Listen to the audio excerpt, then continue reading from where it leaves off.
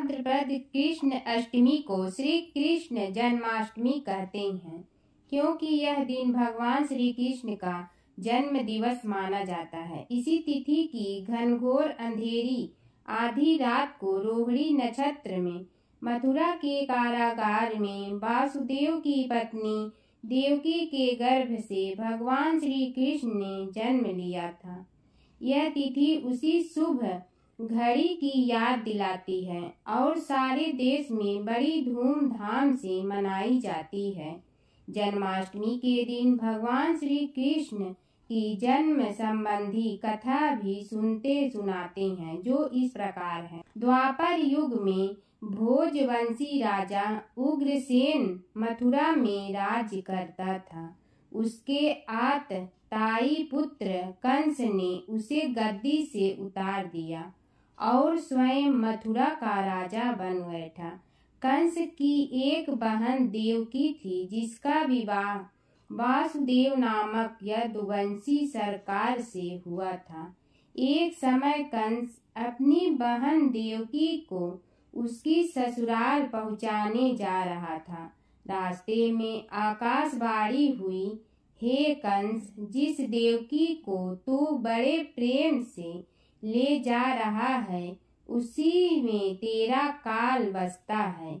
इसी के गर्भ से उत्पन्न 8वां बालक तेरा वध करेगा। यह सुनकर कंस वासुदेव को मारने के लिए उद्यत हुआ। तब देवकी ने उससे विनय पूर्वक कहा, मेरे गर्भ से जो संतान होगी उसे मैं तुम्हारे सामने ला दूंगी। बहनोई को मारने से क्या लाभ है। कंस ने देवकी की बात मान ली और मथुरा वापस चला आया। उसने वासुदेव और देवकी को कारागार में डाल दिया। वासुदेव देवकी के एक एक करके 7 बच्चे हुए और 7 को जन्म लेते ही कंस ने मार डाला। अब 8वां बच्चा होने वाला था। कारागार में उन पर कड़े पहरे बैठा दिए गए थे। उसी समय नंद की पत्नी यशोदा को भी बच्चा होने वाला था। उन्होंने वासुदेव देवकी के दुखी जीवन को देख 8वें बच्चे की रक्षा का उपाय रचा। जिस समय वासुदेव देवकी को पुत्र पैदा हुआ, उसी समय संयोग से यशोदा के गर्भ से एक कन्या का जन्म हुआ, जो और कुछ नहीं सिर्फ माया थी। जिस कोठरी में देवकी वासुदेव कैद थे, उसमें अचानक प्रकाश हुआ और उनके सामने शंख चक्र गदा पद्म धारण किए चतुर्भुज भगवान प्रकट हुए। दोनों भगवान के चरणों में गिर पड़े। तब भगवान ने उनसे कहा, अब मैं पुनः नवजात शिशु का रूप धारण कर लेता हूँ। तुम मुझे इसी समय अपने मित्र नंद जी के घर वृंदावन में भेज जाओ और उनके यहाँ जो कन्या जन्मी है उसे लाकर कंस के हवाले कर दो। इस समय वातावरण अनुकूल नहीं है, फिर भी तुम चिंता न करो। जागते हुए पहरेदार सो जाएंगे। कारागृह के फाटक अपने आप खुल जाएंगे और उफनती अथाह यमुना तुमको पार जाने का मार्ग दे देगी। उसी समय वासुदेव नवजात शिशु रूप श्री कृष्ण को सूप में रखकर कारागृह से निकल पड़े और अथाह यमुना को पार कर नंद जी के घर पहुँचे। वहां उन्होंने नवजात शिशु को यशोदा के साथ सुला दिया और कन्या को लेकर मथुरा आ गए। कारागृह के फाटक पूर्ववत बंद हो गए। अब कंस को सूचना मिली कि वसुदेव देवकी को बच्चा पैदा हुआ है। उसने बंदी गृह में जाकर देवकी के हाथ से नवजात कन्या को छीनकर पृथ्वी पर पटक देना चाहा, परंतु वह कन्या आकाश में उड़ गई और वहां से कहा, अरे मूर्ख, मुझे मारने से क्या होगा। तुझे मारने वाला तो वृंदावन में जा पहुंचा है। वह जल्द ही तुझे तेरे पापों का दंड देगा। यह है कृष्ण जन्म की कथा। ईश्वर बोले, हे सनत कुमार, भादो मास में कृष्ण पक्ष की अष्टमी को वृष के चंद्रमा में अर्धरात्रि में इस प्रकार के शुभ योग में देवकी ने वसुदेव से श्री कृष्ण को जन्म दिया। भारत के पश्चिमी प्रदेशों में युगादि तिथि के अनुसार मास का नामकरण होता है। अतः श्रावण कृष्ण अष्टमी को भाद्रपद अष्टमी समझना चाहिए। सूर्य के सिंह राशि में प्रवेश करने पर इस श्रेष्ठ महोत्सव को करना चाहिए। सप्तमी के दिन अल्प आहार करें। इस दिन दंत धावन करके उपवास के नियम का पालन करें और जितेंद्रिय होकर रात में शयन करें। जो मनुष्य केवल उपवास के द्वारा कृष्ण जन्माष्टमी का दिन व्यतीत करता है वह 7 जन्मों में किए गए पापों से मुक्त हो जाता है, इसमें संदेह नहीं है। पापों से मुक्त होकर गुणों के साथ जो वास होता है उसी को सभी भोगों से रहित उपवास जानना चाहिए। अष्टमी के दिन नदी आदि के निर्मल जल में तिलों से स्नान करके किसी उत्तम स्थान में देवकी का सुंदर सूतिका ग्रह बनाना चाहिए, जो अनेक वर्ण के वस्त्रों, कलशों, फलों, पुष्पों तथा दीपों से सुशोभित हो और चंदन तथा अगुर से सुवासित हो। उसमें हरिवंश पुराण के अनुसार गोकुल लीला की रचना करें और उसे बाजों की ध्वनियों तथा नित्य गीत आदि मंगलों से सदा युक्त रखें। उस गृह के मध्य में षष्ठी देवी की प्रतिमा सहित सुवर्ण, चांदी, तांबा, पीतल, मिट्टी, काष्ठ अथवा मणि की अनेक रंगों से लिखी हुई श्री कृष्ण की प्रतिमा स्थापित करें। वहां 8 शल्य वाले पर्यक पलंग के ऊपर सभी शुभ लक्षणों से संपन्न प्रसूतावस्था वाली देवी की मूर्ति रखकर उन सबको एक मंच पर स्थापित करें और उस पर्यक में स्तनपान करते हुए सुप्त बाल रूप श्री कृष्ण को भी स्थापित करें। उस सूतिका ग्रह में एक स्थान पर कन्या को जन्म दी हुई यशोदा को भी कृष्ण के समीप रखें। साथ ही साथ हाथ जोड़े हुए देवताओं, यक्षों, विद्याधरों तथा अन्य देव योनियों को भी लिखें और वहां पर खड्ग तथा ढाल धारण करके खड़े हुए वासुदेव को भी लिखें।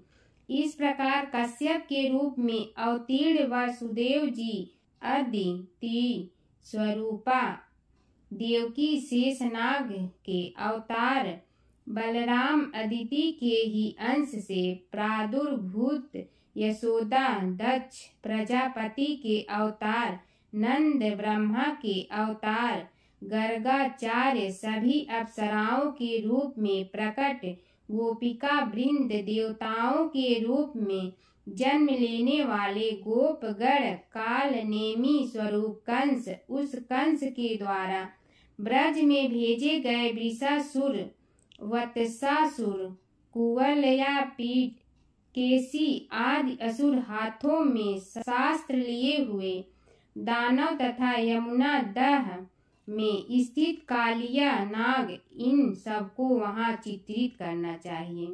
इस प्रकार पहले इन्हें बनाकर श्री कृष्ण ने जो कुछ भी लीलाएं की है उन्हें भी अंकित करके भक्ति परायण होकर प्रयत्न पूर्वक 16 उपचारों से देवकी इस मंत्र के द्वारा उनकी पूजा करनी चाहिए।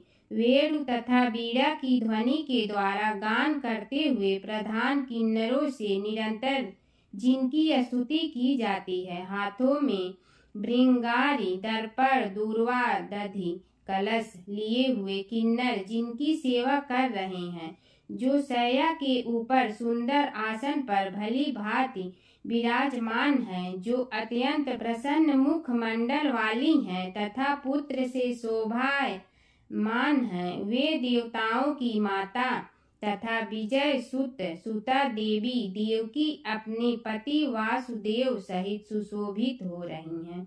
उसके बाद विधि जानने वाले मनुष्य को चाहिए कि आदि में प्रणव तथा अंत में नमः से युक्त करके अलग अलग सभी के नामों का उच्चारण करके सभी पापों से मुक्ति के लिए देवकी, वासुदेव, बलदेव, नंद तथा यशोदा की पृथक पृथक पूजा करनी चाहिए।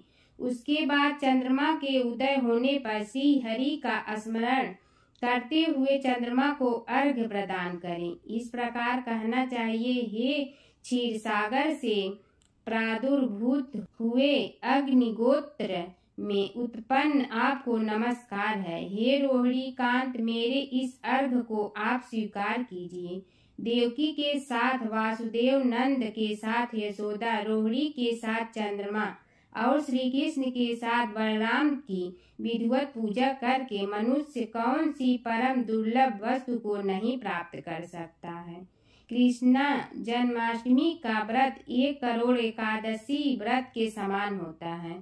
इस प्रकार से उस रात पूजन करके प्रातः नवमी तिथि को भगवती का जन्म महोत्सव वैसे ही मनाना चाहिए जैसे श्री कृष्ण का हुआ था। उसके बाद भक्ति पूर्वक ब्राह्मणों को भोजन कराना चाहिए और उन्हें जो जो अभिष्ट हो गौ, धन आदि प्रदान करना चाहिए।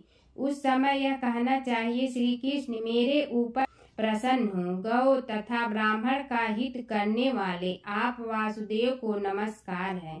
शांति हो, कल्याण हो, ऐसा कहकर उनका विसर्जन कर देना चाहिए। उसके बाद मौन होकर बांधवों के साथ भोजन करना चाहिए।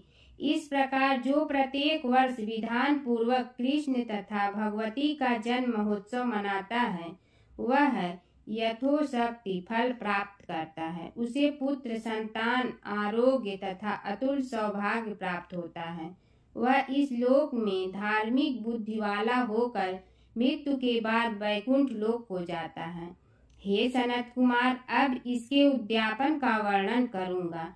इसे किसी पुण्य दिन में विधि पूर्वक करें। 1 दिन पूर्व 1 बार भोजन करें और रात में हृदय में विष्णु का स्मरण करते हुए शयन करें।